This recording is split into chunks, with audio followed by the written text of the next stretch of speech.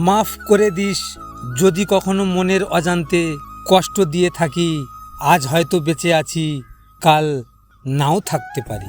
জুতো আর মানুষ যদি আপনাকে কষ্ট দেয় তবে বুঝে নেবেন সেটা আপনার সাইজের নয়।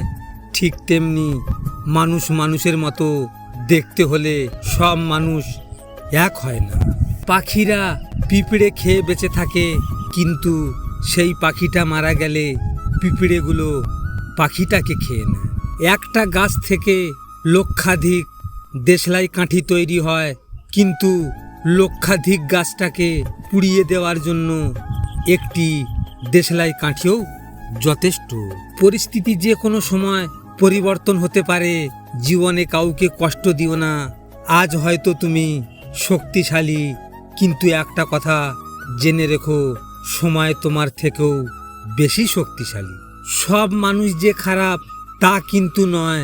কেউ ইচ্ছে করে খারাপ হয়ে যায়, আর কাউকে পরিস্থিতি খারাপ বানিয়ে দেয়। হয়তো আমি তোর যোগ্য ছিলাম না, কিন্তু আমার ভালোবাসা কোনোদিন মিথ্যা ছিল না।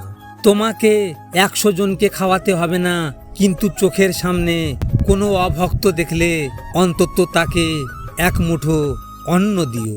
ভুল ট্রেনে যদি উঠে পড়ো তাহলে পরের স্টেশনে নেমে যেও, কারণ ট্রেন যত দূরে যাবে তোমার ফেরার কষ্টটা তত বেশি হবে।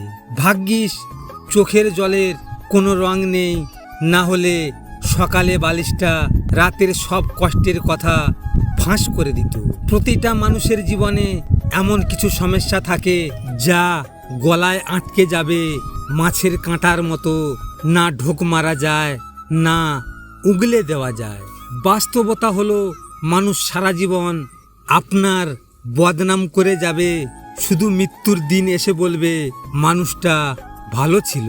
সে যদি তোমার মতো একজন মূল্যবান মানুষকে হারানোর আফসোস না করে, তাহলে তুমিও তার মতো একজন সামান্য মানুষের জন্য নিজেকে কষ্ট দিও না। সেই মেয়েটি সত্যই খুব ভাগ্যবতী, যার ভালোবাসার মানুষের রোজগার কম থাকলেও চরিত্র আর ভালোবাসা একদম খাঁটি।